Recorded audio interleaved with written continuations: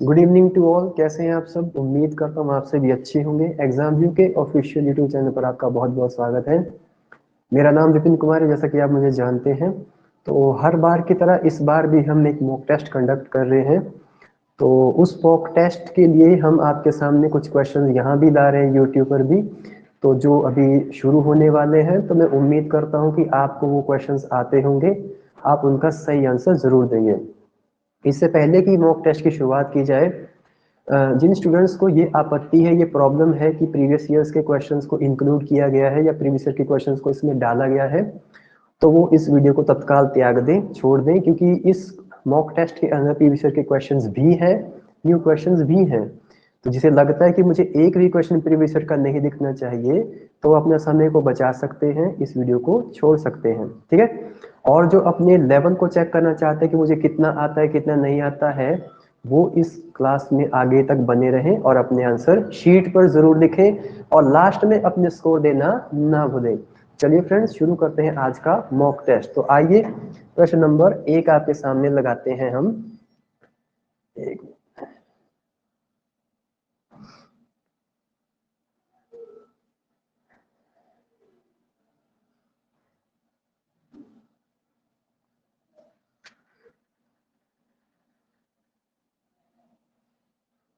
चलिए भाई, question number 1 आपकी स्क्रीन पर है। फटाफट इसका आंसर कीजिए, फटाफट इसका आंसर कीजिए। क्या होगा भी इसका आंसर? तो जल्द से जल्द सभी आंसर करेंगे। तो इसका जो एग्जैक्ट आंसर होगा वो क्या होगा? पहले क्वेश्चन को पढ़ो। है क्या? रबर इज ए, रबर है एक। भाई रबर क्या है? एक। क्या रबर से कंडक्टेंस होती है? क्या उसके अंदर से विद्युत जाती है? नहीं जाती। क्या ये सेमीकंडक्टर है? अर्धचालक है? बिल्कुल नहीं। ये एक इंसुलेटर है, दैट इज रोधी। यानी इनके अंदर से किसी प्रकार की जो जो विद्युत धाराएं हैं वो प्रवाहित नहीं होती। तो रबर एक इंसुलेटर है। ठीक है फ्रेंड्स, तो आपको ये समझ में आ गया होगा। चलिए क्वेश्चन नंबर 2 देखते हैं हम अपना। क्वेश्चन नंबर 2 है, क्या कहता है? Which process is used in atom bomb. ठीक है, क्या कहता है कि परमाणु बम बनाने में इनमें से कौन सी प्रक्रिया प्रयुक्त होती है? तो इनमें से कौन सी प्रक्रिया प्रयुक्त होती है? तो फटाफट आप अपने आंसर्स कर सकते हैं, यहाँ पर भी आंसर दिए जा रहे हैं। तो इसका जो एग्जैक्ट आंसर होगा वो क्या होगा? नाभिकीय विखंडन, और इंग्लिश में न्यूक्लियर फिजन। न्यूक्लियर फिजन में देखो होता क्या है, इसमें सबसे पहले आपका जो एटम बम होता है उसके अंदर क्या होता है, एक न्यूट्रॉन की स्ट्राइक करवाई जाती है, न्यूट्रॉन धीरे धीरे आगे टूटना शुरू हो जाता है, तो आगे एक बहुत लंबी सी चेन बन जाती है, तो लंबी चेन आगे फिर टूटती जाती है। तो इस तरीके से ये एक प्रोसेस होता है। ठीक है, जिसे आप क्या कहते हैं? Nuclear fission. ठीक है, तो ऑप्शन नंबर बी इस प्रश्न का बिल्कुल सही जवाब होगा। प्रश्न नंबर 3 अगर डिस्कस करें तो देखिए क्या है। क्वेश्चन नंबर 3 है, विच acid is present in human stomach. ये तो बहुत आसान प्रश्न है भाई, इसका आंसर तो सभी कर सकते हैं कि मानव जठर यानी अमाशय यानी पेट में इनमें से कौन सा एसिड होता है, कौन सा अम्ल होता है? तो बहुत आसान है, मानव के जठर में हाइड्रोक्लोरिक अम्ल पाया जाता है। इसे करने में भी कोई दिक्कत आपको नहीं आएगी, ऐसा मैं समझता हूँ। प्रश्न नंबर 4 आपके सामने लाते हैं फिर। प्रश्न संख्या 4 देखो क्या कहती है। प्रश्न नंबर 4 कहता है, which is use to prepare the voters ink. ठीक है, क्या कहता है कि भाई जो मतदान में प्रयुक्त स्याही है उसको बनाने में इनमें से किसका यूज लिया जाता है? तो बहुत इजी है, वोटिंग आपने बहुत की होगी, निशान भी बहुत लगाए होंगे, तो बताओ उसमें कौन सी चीज से वो बना होता है वो इंक? पेपर का पूछा सवाल है, सिल्वर नाइट्रेट इस प्रश्न का बिल्कुल सही जवाब होगा, that is option number B.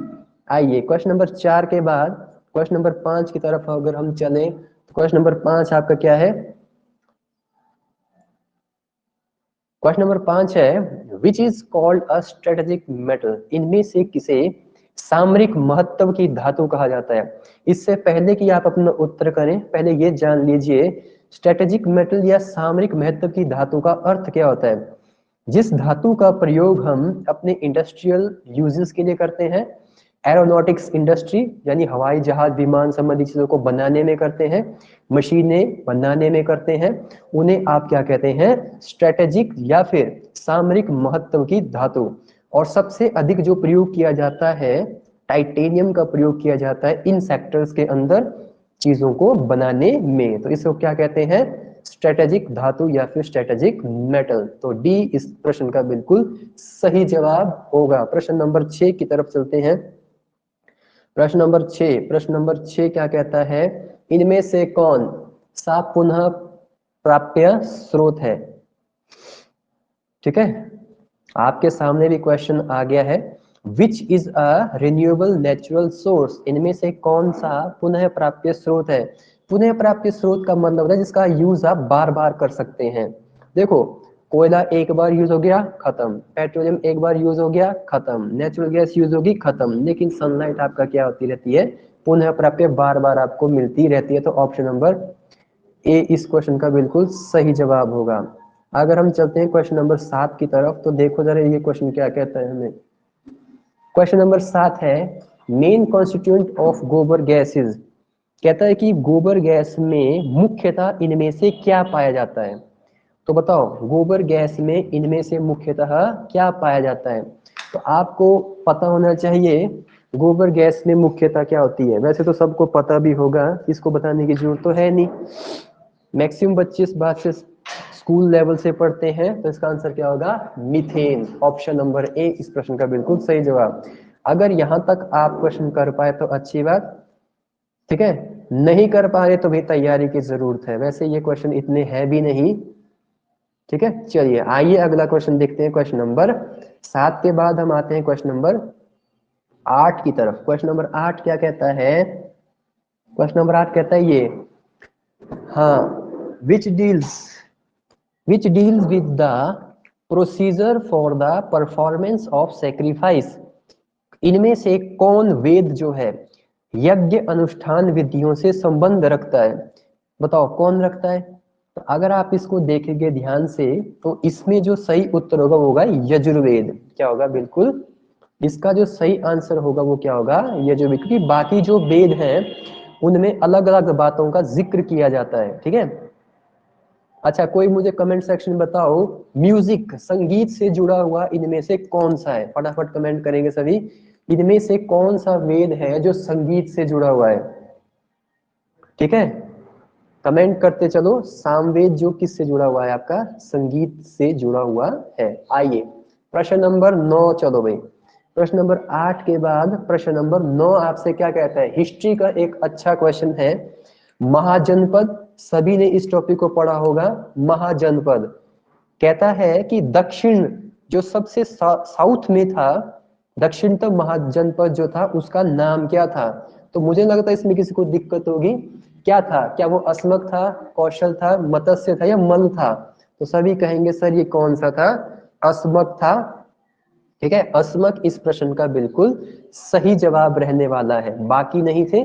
South में जो पाया जाता था दक्षिणतम महाजनपद वो था अस्मक। ठीक है, चलिए शाबाश शाबाश, अपने आंसर करते चलिए, तभी मजा है। अपने लेवल को चेक कीजिए, ये देखने की कोशिश कीजिए कि आपको आता कितना है। ठीक है, क्योंकि एचपी के पेपरों में ऐसे क्वेश्चन पूछे गए हैं। तो क्वेश्चन अगला 10 आपके सामने है, कहता है who fought the Kalinga war, इनमें से किसने कलिंग का युद्ध लड़ा था। तो मुझे नहीं लगता ये कोई बहुत ही भयानक किस्म का प्रश्न है। तो कलिंग का जो युद्ध था वो किसने लड़ा था, अशोक ने। किसने लड़ा था, अशोक ने। बिंदुसार कनिष्क बिंबिसार इसके आंसर हो ही नहीं सकते, इतना आसान प्रश्न है। तो इसमें तो ज्यादा एक्सप्लेनेशन देने की भी आवश्यकता हमें नहीं है।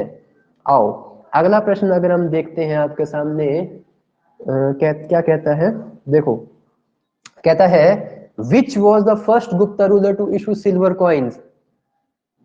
ठीक है, कहता है चांदी के सिक्कों को जारी करने वाला पहला गुप्त शासक इनमें से कौन था। गुप्त शासक की बात हो रही है जिसने सबसे पहले चांदी के सिक्के जारी किए थे। तो बहुत ही आसान, चांदी के सिक्के सबसे पहले जारी किए थे किसने, चंद्रगुप्त दो ने। चंद्रगुप्त द्वितीय के द्वारा यह काम किया गया था सबसे पहले। किसमें, गुप्त शासकों के अंदर यह काम हुआ था चंद्रगुप्त द्वितीय के द्वारा। ठीक है, चलिए आगे बढ़ते हैं। प्रश्न नंबर 10 हो चुके हैं हमारे, 11 हो चुके हैं कंप्लीट। अब चलते हैं हम अपने क्वेश्चन नंबर 12 की तरफ, जो क्या कहता है, कहता है which of the following was written by Harshavardhana. कहता है इनमें से हर्षवर्धन द्वारा क्या लिखा गया है, इनमें से हर्षवर्धन के द्वारा क्या लिखा गया है। तो बताओ फटाफट इसका आंसर क्या होगा। कमेंट सेक्शन में आप आंसर दे रहे हैं, ये तो अच्छी बात है, लेकिन सही देना जरूरी है।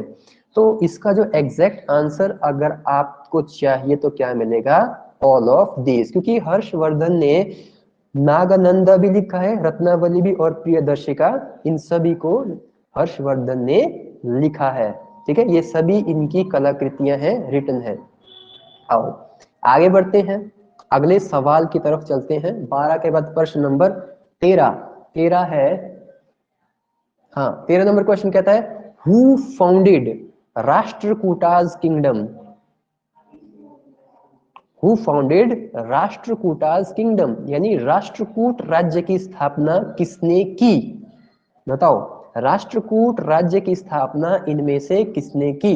क्या दंती दुर्ग ने की, विष्णुवर्धन ने की, विजय सेन ने की, या पुलकेशिन प्रथम ने की। तो बिल्कुल इजी सवाल होगा, ऐसा मैं उम्मीद कर रहा हूं कि आप उत्तर सही दे रहे हैं। इसका आंसर है दंती दुर्ग। दंती दुर्ग इस प्रश्न का बिल्कुल सही और सटीक आंसर है। ठीक है, चलो आगे बढ़ जाते हैं अगले सवाल की तरफ। अगला सवाल क्या है, which is at the centre of our solar system. बहुत ही आसान प्रश्न है, बहुत ही आसान प्रश्न है। हमारे सौर मंडल के बिल्कुल मध्य में है क्या। ये तो सीधी सी बात है, क्योंकि नाम ही सौर मंडल है, तो बीच में कौन है, सूर्य, क्योंकि ये मेनली है ही किससे रिलेटेड है, सौर मंडल तो सूर्य से रिलेटेड है ना, तो सूर्य ही इसके बिल्कुल सेंटर में है। ठीक है, सूर्य बिल्कुल इसके सेंटर में होगा। पृथ्वी आंसर देने वाले थोड़ा सोच के आंसर देंगे अगर कोई दे रहा है तो। चलिए प्रश्न नंबर 14 के बाद क्वेश्चन नंबर 15 की तरफ चलो, जिसमें हमसे क्या पूछा जा रहा है, कहता है which is also known as fossil planet. कहता है इनमें से किसे जीवाश्म ग्रह भी कहा जाता है। इससे पहले कि आप अपने उत्तर की झड़ियां लगा दें कमेंट सेक्शन में, पहले ये जान लेना जरूरी है फॉसिल प्लेनेट का अर्थ क्या होता है। फॉसिल प्लेनेट या जीवाश्म ग्रह का अर्थ होता है जहां पर जीवन की संभावना क्या है, मिलने के आसार होते हैं। तो जीवन के आसार कहाँ है, प्लूटो में बिल्कुल नहीं, यूरेनस में बिल्कुल नहीं, चंद्रमा में जीने के, जीवन के क्या मिलते हैं, थोड़े थोड़े साक्ष्य या आसार मिलने की संभावना है। तो ये क्या कहलाएगा, फॉसिल प्लेनेट। अगर मान लो यहाँ पे चंद्र ना होता तो क्या आंसर होता, तो आप याद रख लेंगे दूसरा होता है मार, दूसरा होता है मार। मार का मतलब मंगल ग्रह, इसे भी याद रखना, क्योंकि वहां पर भी जीवन के क्या मिल रहे हैं, साक्ष्य मिल रहे हैं, इसीलिए बार बार वहां पर क्या भेजे जा रहे हैं, मिशन भेजे जा रहे हैं। लग गया पता फॉसिल प्लेनेट का क्वेश्चन का आंसर। आइए अगला प्रश्न देखते हैं, क्या कहता है प्रश्न नंबर 15 के बाद हमारे 16 की तरफ। प्रश्न नंबर 16 कहता है समर सॉलिस्टिस इज ऑन।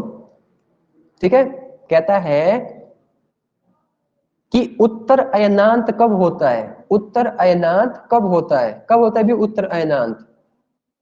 उत्तर अयनांत का मतलब होता है कि उत्तर, उत्तरी गोलार्ध। देखो जैसे हमारा जो अर्थ है ना, उसके कितने ध्रुव, कितना गोलार्ध है, उसमें 2 गोलार्ध है कि नहीं है, अरे है कि नहीं। जैसे मान लो ये अर्थ है, तो ऊपर की तरफ को क्या है, नॉर्थ है, नीचे की तरफ को क्या है, साउथ है, यानी ऊपर उत्तरी गोलार्ध है और नीचे क्या है, दक्षिणी गोलार्ध है।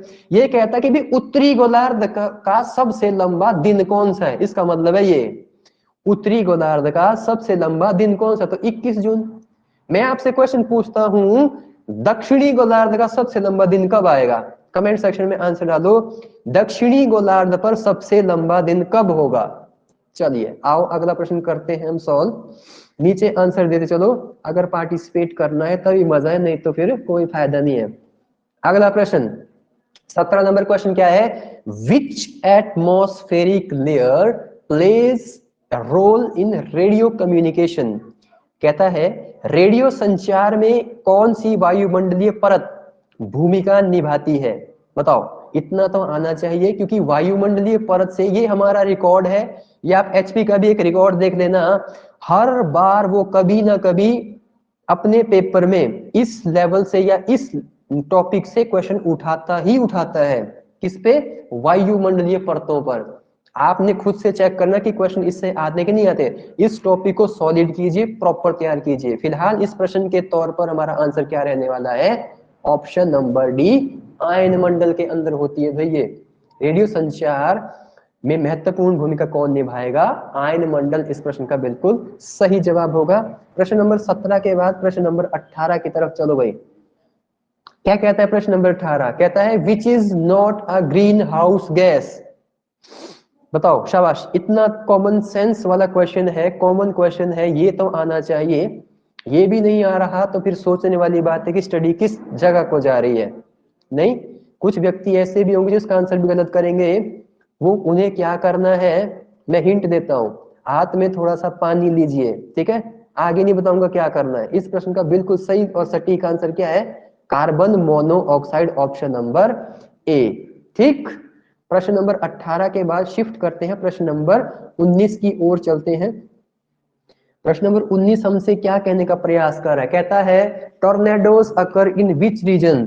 भाई ये जो टॉर्नेडो होते हैं ना, ये एक प्रकार के चक्रवात है। ये जो है किस क्षेत्र में अधिकतर आते हैं? तो सबसे जो टॉर्नेडोज होते हैं, ये एक, आप इस बात को हमेशा के लिए याद रख देना, यूएस से इसका आंसर है। यूएसए के अंदर प्रतिवर्ष, हर साल दर साल लगभग 1000 से 1200 के लगभग टॉर्नेडोज आते हैं। टॉर्नेडोज होता है चक्रवाती तूफान। तो इस चक्रवाती तूफान में यूएसए काफी ज्यादा प्रभावित होता है। तो ध्यान रखेंगे, यूएसए में टॉर्नेडो बहुत ज्यादा मात्रा में आते हैं। तो ऑप्शन नंबर डी इस प्रश्न का बिल्कुल सही और सटीक आंसर है। ठीक है, आओ अगला प्रश्न देखते हैं। अगला प्रश्न हमारा है which part of Indian constitution deals with the amendment of constitution. कहता है भारतीय संविधान का कौन सा भाग संविधान संशोधन से संबंधित है।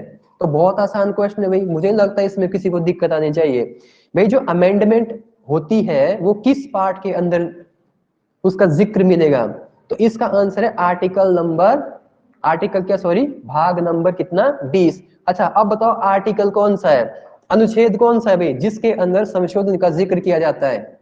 शाबाश शाबाश शाबाश, कमेंट में आंसर करो। भारतीय संविधान के किस अनुच्छेद में ये ताकत दी गई है कि संसद क्या कर सकता है? संविधान में संशोधन कर सकता है। बताओ तो कौन सा आर्टिकल है?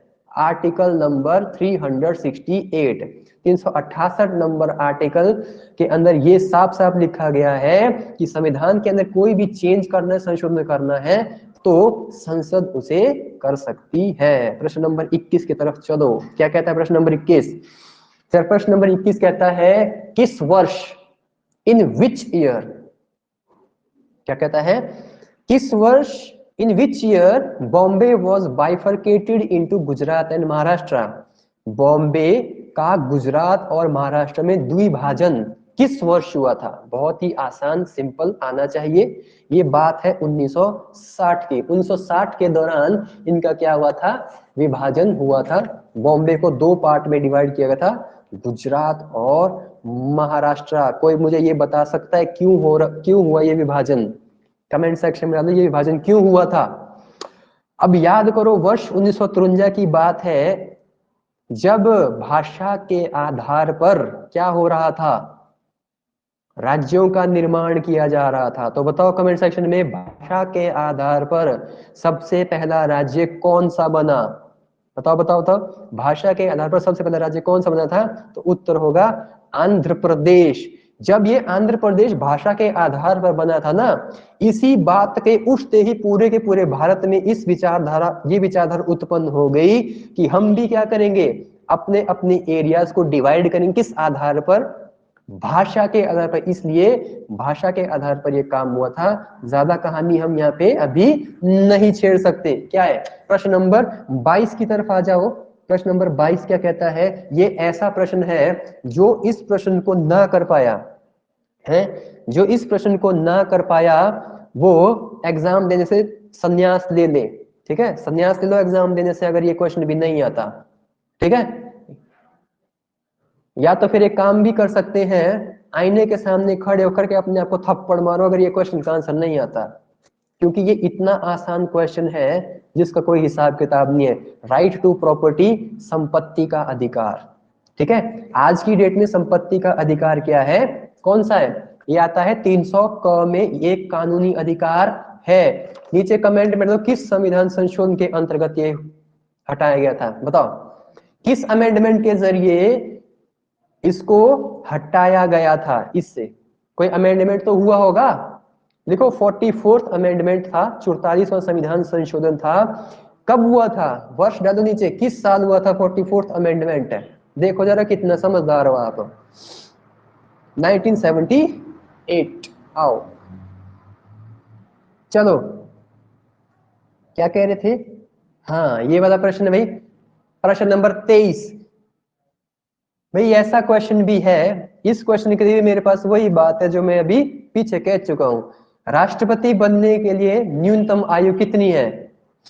तो ऐसा प्रश्न तो भाई बिल्कुल लॉलीपॉप क्वेश्चन है, 35 साल, 35 या 35 साल से अधिक की उम्र वाला ही राष्ट्रपति के लिए क्या हो सकता है, न्यूनतम उम्र की सीमा का पालन कर सकता है। चलिए आगे बढ़ते हैं, हमारे पास अगला प्रश्न क्या है, हु अपॉइंट्स द जजेस ऑफ ए हाई कोर्ट, उच्च न्यायालय के न्यायाधीशों की नियुक्ति इनमें से कौन करता है, बताओ भाई कौन करता है नियुक्ति, है कुछ महाराजा ऐसे भी होंगे जो गवर्नर लिखेंगे, क्योंकि हाई कोर्ट लिखा हुआ है, जो गवर्नर लिख रहे हैं टोटली रॉन्ग, जो मुख्य न्यायाधीश लिख रहे हैं टोटली रॉन्ग। इस प्रश्न का बिल्कुल सही और सटीक आंसर है राष्ट्रपति।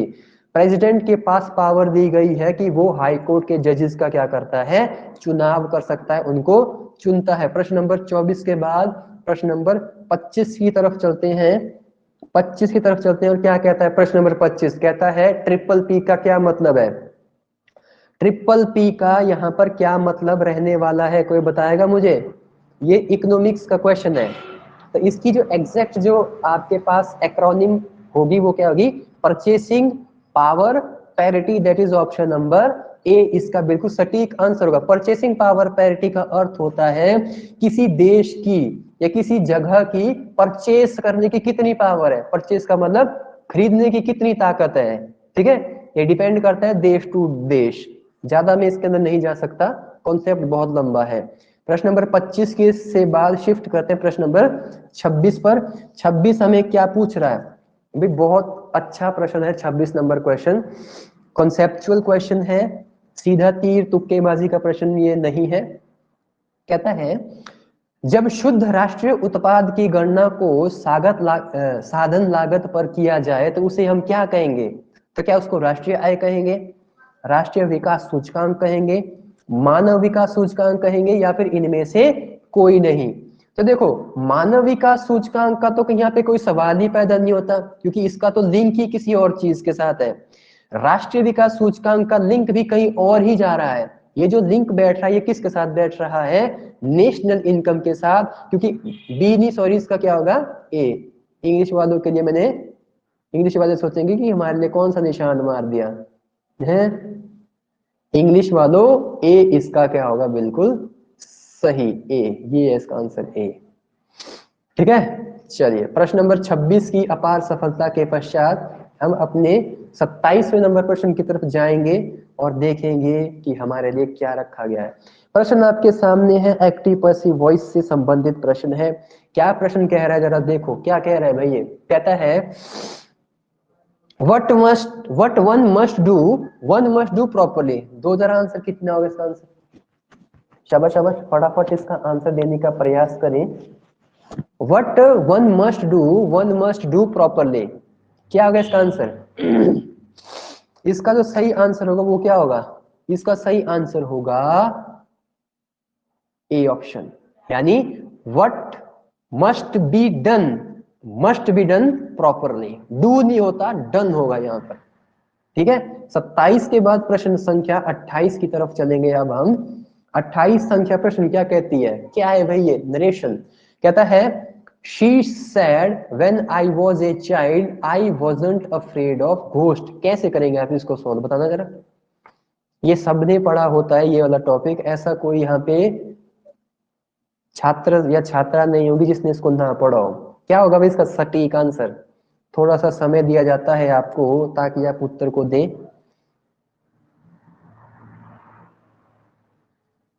और जो भी फ्रेंड्स अभी हमारे को देख रहे हैं, वीडियो को लाइक करें और शेयर जरूर करें, ठीक है। अगर आप शेयर करेंगे, लाइक करेंगे, तभी हम ऐसी वीडियोस आपको और ज्यादा से ज्यादा लाने की कोशिश करेंगे, क्योंकि सपोर्ट मिलेगा तभी काम हो पाएगा अच्छे से। तो इसका आंसर अगर हम आपसे को बताएं तो ऑप्शन नंबर सी। कैसे? देखो, शी सेड, भाई उसने कहा, that was she was a child, यानी जब वो लड़की थी, she wasn't afraid of ghost, तब वो घोस्ट यानी भूतों से नहीं डरती थी। That is option number C, इसका बिल्कुल सही और सटीक आंसर है। अच्छा, इस प्रश्न की सफलता के बाद प्रश्न संख्या 29 और 30 की तरफ आओ। दैट इज कौन से प्रश्न है भाई ये? अब 29 और 30 नंबर प्रश्न हमसे क्या कह रहे हैं, कोई पूछो। कहता है Nadika was musing dash memories of the past. हाँ बताओ, क्या ओवर होगा, क्या अबाउट लगेगा, क्या ऑन लगेगा, या फ्रॉम लगेगा, बताना जरा। हाँ जी बताओ बताओ बताओ, शाबाश। ऐसे प्रश्न तो होने चाहिए भाई आपके। पास्ट की मेमोरीज के बारे में जिक्र हो रहा है। क्या क्या क्या क्या क्या क्या क्या? Over. Nadika was musing over memories of the past. आगे, every student had to abide the rules and the regulation of the hostel. ये लिखा भी होता है, ये लिखा भी होता है बोर्ड के ऊपर। इसका आंसर क्या होगा? अगेंस्ट, ठीक है, against the rules and regulation of the hostel. चलिए, आप समझ चुके होंगे, ऐसा मैं अपने दिल में मान लेता हूं। चलिए कोई बात नहीं। आगे है प्रश्न नंबर 31, 32 दोनों एक साथ आपके सामने आ रहे हैं। इस प्रश्न में आपसे कहा जा रहा है चूज सिनोनिम। सिनोनिम का मतलब होता है सेम वर्ड। तो एक्सीड का मतलब क्या होगा? Exceed, ACCED, exceed. एक्सीड शब्द का जो अगर मतलब मैं आपको बताऊं तो इसका जो मतलब होता है वो होता है एक्सीड का मतलब होता है किसी चीज के लिए हामी भरना, अप्रूवल टाइप का, ठीक है। तो यहाँ पे अप्रूवल से जुड़ा हुआ शब्द कौन सा है? तो यहाँ पर जो शब्द होगा वो कौन सा होगा? कंसेंट। कंसेंट का मतलब होता है किसी चीज के लिए हाँ करना, हामी देना। अगर अगर 32 को देखें, सुपरएनुएटेड। अच्छा करो जरा आंसर इसका, पहले आप करो जरा आंसर, फिर बताता हूँ क्या है ये। सुपरएनुएटेड का आंसर क्या रहने वाला है? ठीक है, सुपर एन्युएटेड का आंसर होता है, वैसे सुपर एन्युएटेड का मतलब समझो पहले। सुपर एन्युएटेड का मतलब है जब कोई व्यक्ति सेवानिवृत्त हो जाता है, दैट मींस रिटायर हो जाता है। जैसे मैंने रिटायर कहा तो आपको पता चल गया होगा अब क्या इसका आंसर। ऑप्शन नंबर सी इसका बिल्कुल सही और सटीक आंसर होगा। 32 के बाद प्रश्न नंबर 33 और 34 जो किस पर डिपेंड है? जो हमारे क्या डिमांड करते हैं आपसे? एंटोनिम और सिनोनिम के ज्ञान की आवश्यकता पड़ेगी इन प्रश्नों के उत्तर देने में, ठीक है। तो आपको बताना होगा एंटोनिम क्या होगा। एग्जॉस्ट का एंटोनिम क्या होगा? एग्जॉस्ट। चलो बताओ, शाबाश शाबाश शाबाश। एग्जॉस्ट एक बहुत ही कॉमन वर्ड है, इसका एंटोनिम क्या होगा? है तो एग्जॉस्ट हुआ जब कोई व्यक्ति थक जाता है, तो टायर पे मत टिक मारना। एग्जॉस्ट हुआ जब कोई व्यक्ति खत्म हो जाता है, थक जाता है। एम्प्टीज का मतलब भी क्या हुआ? लगातार, मतलब कुछ खत्म हो गया। ड्रेन का मतलब ये भी इसी से रिलेटेड है, इनविगोरेट्स। सी ऑप्शन इसका बिल्कुल सही और सटीक आंसर रहने वाला है। एग्जॉस्ट हुआ बिल्कुल थका हुआ, इनविगोरेट्स हुआ जो थोड़ा सा एक्टिव है। डिस्टेंट क्या हुआ? ये तो बहुत सिंपल शब्द है। डिस्टेंट का हुआ जो कहाँ है, जो दूर है। तो फिर नजदीक के लिए क्या होगा? बस मतलब पता हो तो फिर तो आंसर मानने में कोई दिक्कत ही नहीं है। तो इसका आंसर क्या बन जाएगा? ऑप्शन नंबर बी, जो कि क्या है? क्लोज। आइए प्रश्न अगला हमारे आपके सामने है। प्रश्न क्या कहता है? इडियम्स और फ्रेजेस का प्रश्न है भाई, नहीं सॉरी, वन वर्ड सब्स्टिट्यूशन का। ठीक है, आपको एक लाइन लिखी है, आपको पता करना है इसका एग्जैक्ट, इसको वन वर्ड में क्या कहेंगे। प्रश्न है, वन हु डिस्ट्रॉय इमेजेस और अटैक्स पॉपुलर बिलीफ्स, एक ऐसा व्यक्ति जो इमेजेस, धारणाओं को और सिद्धांतों को क्या करे, खत्म करने का प्रयास करे, यानी जो समाज में चलती प्रथाएं हैं, मान्यताएं हैं, उन्हें खत्म करने की कोशिश करे, that person is known as iconoclast. ठीक है, इमेजिस्ट नहीं होगा, मैसोकिस्ट भी नहीं होगा, मिसएंथ्रोपिस्ट भी नहीं होगा। फिलैंथ्रोपिस्ट होता है जो लोगों के कल्याण के लिए क्या करता है, चैरिटी करता है। मिसएंथ्रोपिस्ट क्या हुआ, जो लोगों के लिए कल्याण के लिए पैसा नहीं लगाएगा। ठीक है, अच्छा 36 है, violation of somebody Holi and secret. ठीक है, किसी भी पवित्र और धार्मिक चीज का क्या करना, उल्लंघन करना, उसकी मान्यताओं का उल्लंघन करना, इसके लिए क्या शब्द होता है? तो इसके लिए सबसे सटीक शब्द है वो कौन सा है? ऑप्शन नंबर सी इसका बिल्कुल सही और सटीक जवाब रहेगा, सैक्रिलेज। ठीक, आओ अगला प्रश्न देखते हैं हम भी। अगला प्रश्न हमसे क्या कहने की कोशिश कर रहा है? तो हमारा अगला प्रश्न है, प्रश्न आपका इडियम्स एंड फ्रेजेस के अंदर से है।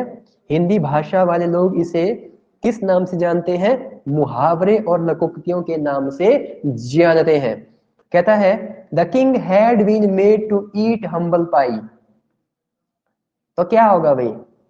तो किंग को किस बात के लिए हम्बल पाई खानी पड़ी?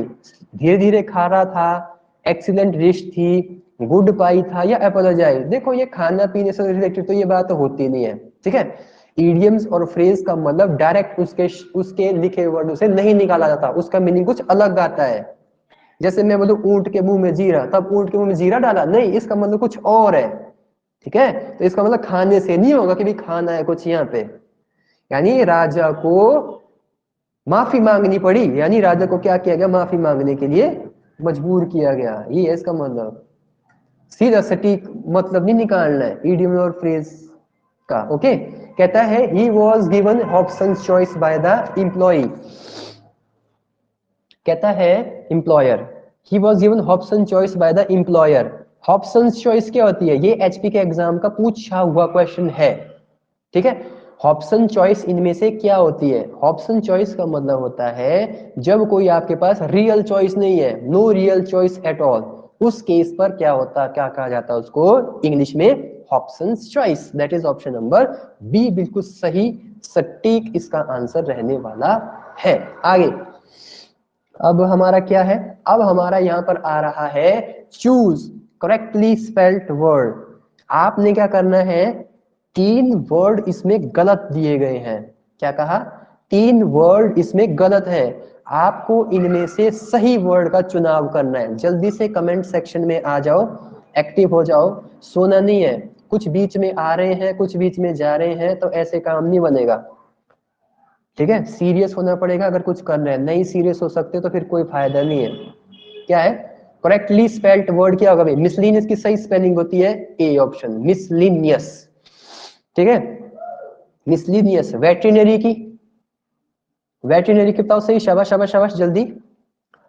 चलिए भाई, वेटरिनरी की अगर सही हो कौन सी होगी? तो ऑप्शन नंबर बी इसकी बिल्कुल सही होगी। चले आगे, चलो आगे चलते हैं भाई, नाराज मत हो भाई आप, है ना, खुश रहो सारे। अब यहां से आपको हम, आपकी खुशी का कोई ठिकाना नहीं रहेगा जब आप देखेंगे कि प्रश्न किससे है, एचबीजीके से। सभी बच्चों के बीच प्रसन्नता की लहर दौड़ गई होगी अभी, है ना। चलिए, which is Himachal highest state sports award? कौन सा हिमाचल का सर्वोच्च राज्य खेल कूद पुरस्कार है, सबसे ऊंचा, सबसे टॉप का? तो बोलो। कुछ मेरे छात्र ये भी ऐसा भी बोलेंगे सर द्रोणाचार्य, कुछ कहेंगे अर्जुन, कुछ कहेंगे परशुराम, है, कुछ कहेंगे नन ऑफ दीज। जब चारों ये बता दे तो कोई ना कोई तो आंसर होगा ही। तो इसका एग्जैक्ट आंसर होगा परशुराम अवार्ड। क्या होगा? परशुराम अवार्ड सबसे बड़ा पुरस्कार है हिमाचल का स्पोर्ट्स की फील्ड में। अगला प्रश्न कहता है, क्या कहता है? अच्छा पढ़ो। Himalaya Par Lal Chhaya book was written by. Himalaya Par Lal छाया पुस्तक इनमें से किसके द्वारा लिखी गई थी? बोलो बोलो शाबाश। हिमालय पर लाल छाया बुक इनमें से किसके द्वारा लिखी गई थी? तो याद रखेंगे आप इस प्रश्न को। इस प्रश्न का आंसर होगा शांता कुमार। बिल्कुल सही और सटीक आंसर क्या होगा इसका? शांता कुमार। राहुल सांकृत्यायन वाले गलत हैं, बाकी जो इन्होंने और टिक मारे वो सभी टोटली रॉन्ग जा रहे हैं, गलत दिशा में चले गए। अपनी दिशा को चेंज करो थोड़ा सा। अगला प्रश्न, अगला प्रश्न क्या है? इनमें से which is the only person from HP to serve as both chief minister and governor of a state? Himachal Pradesh में कौन सा इकलौता व्यक्ति है जिसने राज्य के मुख्यमंत्री और राज्यपाल दोनों के तौर पर सेवा दी है? कौन है भाई? कौन है? कौन है? शाबाश। चलिए अपने आंसर पर फोकस कीजिए। तो इसका जो सही आंसर का वो क्या होगा? रामलाल ठाकुर। ठीक है, पीछे की आवाजों पे ध्यान नहीं देना है, प्रश्न पे ध्यान दो। हो सकता है कुछ आवाजें बैकग्राउंड से सुनाई दे रही हो, उनको छोड़ो, अपने प्रश्न पर ध्यान दो, अपने लक्ष्य से भ्रमित ना होइए। ठीक है, कुछ बच्चे यही देखते हैं भाई किसकी आवाज आई, किसने कहा, किसने क्या हुआ, यही देखते हैं बस। अरे अपने क्वेश्चन पे ध्यान दो। ठीक है, अगला प्रश्न क्या है हमारे पास? अगला प्रश्न है क्वेश्चन नंबर 44। अपने लेवल को चेक करो ना, आप देखो कि भी हमको कितना आ रहा है। क्वेश्चन है विच या विच नहीं होगा, who became the first and only person from HP to be appointed as the chief minister of India? इनमें से कौन हिमाचल प्रदेश का प्रथम तथा इकलौता है जो भारत के मुख्य न्यायाधीश के तौर पर नियुक्त हुआ है? कौन हुआ है भाई? बहुत ही अच्छा प्रश्न है ये। हिमाचल का एक ही है ये जो चीफ जस्टिस ऑफ इंडिया भी बना है। 44 का ए। एमसी पाठक, एमसी महाजन, ये एमसी महाजन। आगे 45 नंबर क्वेश्चन, कहां गया हमारा 45 नंबर क्वेश्चन भाई? ये है, कहता है धनकार मठ हिमाचल प्रदेश में कहां पर स्थित है? धनकार मठ हिमाचल प्रदेश में कहां पर स्थित है? कहां है भी धनकार मठ? धनकार मठ इनमें से किस जगह पर है? कर चलो चलो शाबाश। नहीं, आप तो एचपीजी के बहुत अच्छे से जानते हैं, हैं? आप तो राजा हैं, राजा रानी है। काजा कहां पर है ये? काजा में। ठीक है, चले आओ 45 के बाद क्वेश्चन नंबर 46 की तरफ चलते हैं। 46 आपसे क्या कहता है? Nuala. Nuala is the festival of which tribe of HP? Nuala Himachal Pradesh की किस जनजाति का एक त्योहार है? किस जनजाति का त्योहार है भाई नुआला? बोलो।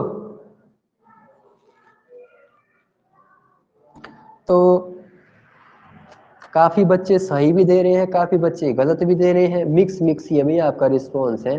गद्दी, नुआला गद्दी जनजाति का एक त्योहार है। चलें आगे, चलो शाबाश आगे बढ़ते हैं। अगला प्रश्न हमसे क्या कहता है? कहता है हिमाचल प्रदेश के किस उपमंडल में स्कोडी मेला मनाया जाता है? हिमाचल प्रदेश के किस उपमंडल में स्कोडी मेला मनाया जाता है? कुछ बच्चे बोलेंगे सर मंडी, मंडी तो ऑप्शन में ही नहीं है। स्कोडी मेले के बारे में थोड़ा ध्यान से पढ़ना। इसका आंसर मंडी भी है, लेकिन साथ में जोगिंद्रनगर है, तो जोगिंद्रनगर को भी आप टिक मारेंगे, या की मजबूरी है। क्यों क्यों मारेंगे इस पे टिक? तो थोड़ा सा इसके बारे में डिटेल में पढ़ना, आप बता देंगे कि भाई जोगिंद्रनगर पे टिक क्यों मारना पड़ेगा। आओ प्रश्न हमारे पास बनता है 48 नंबर क्वेश्चन। क्या कहता है 48 नंबर क्वेश्चन में? आओ, कहता है नामागन हिमाचल प्रदेश के किस जिलों का लोक नृत्य है? नामागन हिमाचल प्रदेश के किस जिले के लोगों का लोक नृत्य है? किसका है?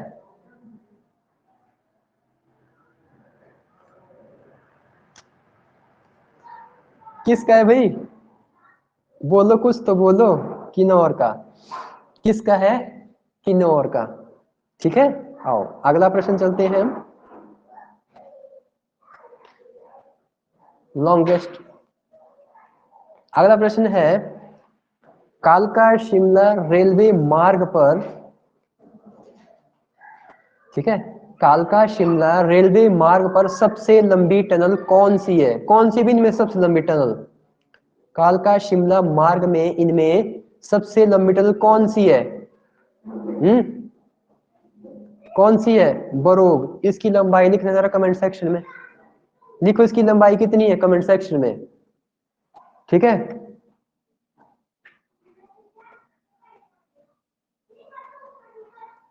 अगला प्रश्न क्या है? प्रश्न है इंडो जर्मन प्रोग्राम के तहत मंडी जिले में कहां पर एक डेयरी विकास संयंत्र लगाया जा रहा है? डेयरी विकास संयंत्र कहां लगाया जा रहा है? Dairy development plant. तो कहां पे लगाया जा रहा है? ये लगाया जा रहा है चक्कर में, ऑप्शन नंबर डी, चक्कर में। ठीक, इंडो जर्मन का कोलैबोरेशन है, मिल करके। आगे कहता है, हाँ आगे है नूरपुर राजसी राज्य की स्थापना इनमें से किसने की? बोलो बोलो शाबाश। नूरपुर राजसी राज्य की स्थापना किसने की थी? किसने की थी तो बोलो है? उठपटांग आंसर नहीं देने, ठीक है, आपने उठपटांग आंसर की झड़ियां लगा दिया नीचे। तो इसका आंसर होगा जेठपाल। नूरपुर राज्य की स्थापना किसने की है? जेठपाल ने। अगला प्रश्न लिखो भाई, जिसको नहीं आता है, जो नई चीज सीख रहा है, तो थोड़ा सा कष्ट करो, कॉपी पे भी लिख दिया करो इंपॉर्टेंट पॉइंट्स। आप यहाँ पे देवता नहीं है कि आपको एक बार बताया जाए और आपको याद रह जाए। ठीक है, हाँ तो पहले जमाने में क्या होता था? पहले जमाने में होता था कि भी कि बच्चों को भेजते थे गुरुकुल में। ठीक है, बच्चे जाते थे गुरुकुल में, वहां लिखते नहीं थे, वहां पे शिष्य शिष्य बैठते थे, बच्चे नीचे बैठते थे, गुरु ऊपर बैठता था। तो गुरु क्या करता था? मुंह से बोलता था और वो क्या करते थे? उसको सुनते थे और याद रखते थे। तो ऐसा दिमाग नहीं आज की डेट में आपके पास। ठीक है, वैसा दिमाग उन लोगों के पास हुआ करता था, आपके पास नहीं है। अगर नहीं है तो लिखो भाई। प्रश्न देखो क्या है, कहता है हड़प नीति के तहत 1850 में लॉर्ड डलहौजी द्वारा निम्न में से कौन से राज्य का समामेलन किया गया था? बताओ किसका, किस राज्य का समामेलन किया गया था? तो ये बहुत ही आसान है, इसका आंसर होगा बाघत। क्या होगा इसका सबसे सटीक आंसर? बाघत। सुकेत क्योंथल बुशर कुछ नहीं, इसका आंसर है बाघत। ठीक है, आओ प्रश्न संख्या अगली की तरफ चलते हैं। बोलो बोलो शाबाश। अगला हमारा क्या कह रहा है? प्रश्न नंबर, हाँ ये करो कोई। ये भी एक ऐसा प्रश्न है जो इसका प्रश्न भी नहीं आता, वो या तो अपने हाथ खड़े करो या तो मुर्गा बन जाए। लड़कियां हाथ खड़े करो और लड़के मुर्गे बन जाओ, अगर इसका प्रश्न का आंसर भी नहीं आता।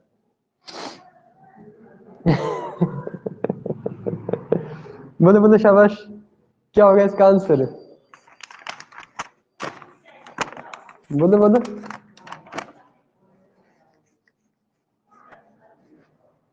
53।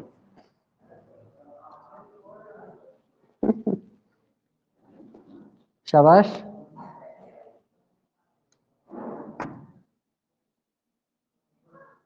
ये तो नहीं था कहीं जो हमने टिक मारा? यही है इसका। आगे चलो, बोलो अगला कौन सा है? Question number 54। कहाँ गया 54? एक मिनट,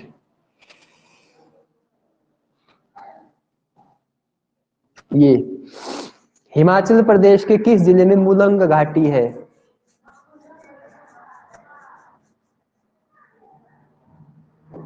कहाँ है मुलंग घाटी?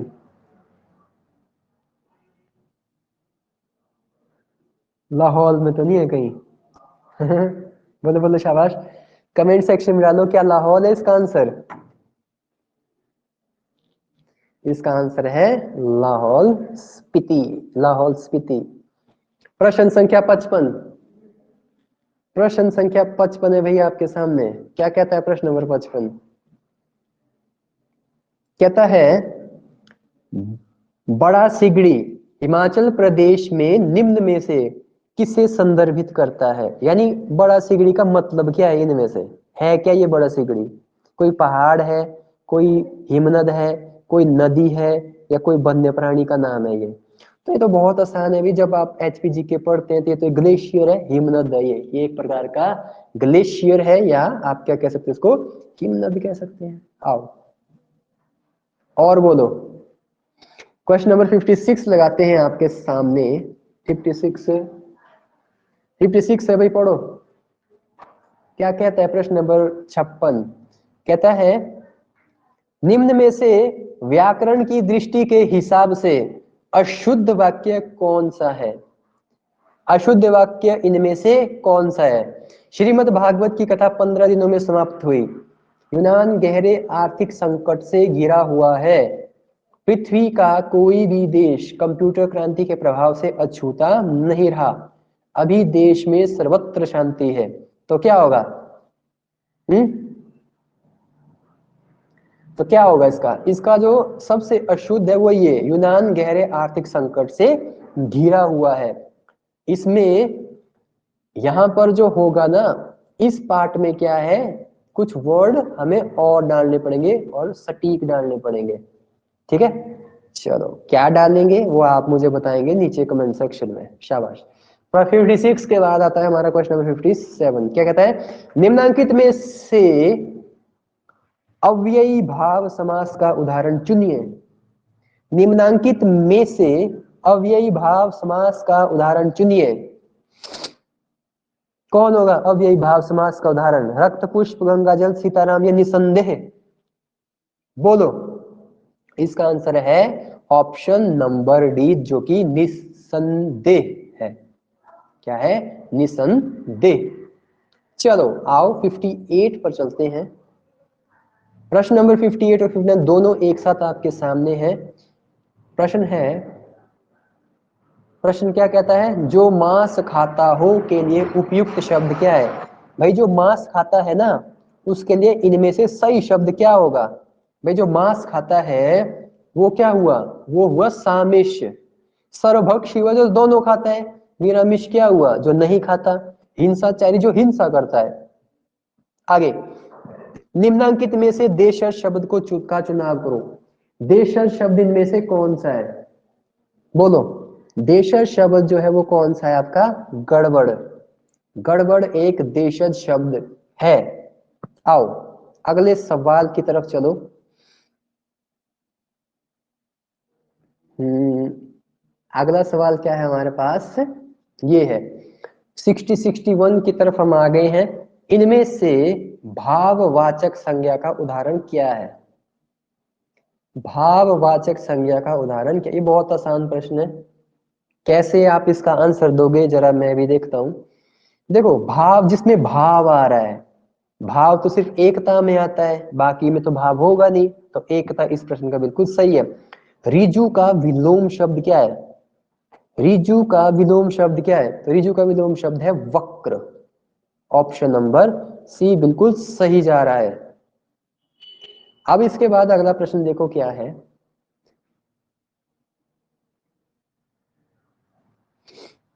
तपोवन में प्रयुक्त संधि का क्या नाम है? तपोवन में कौन सी संधि लगाई गई है?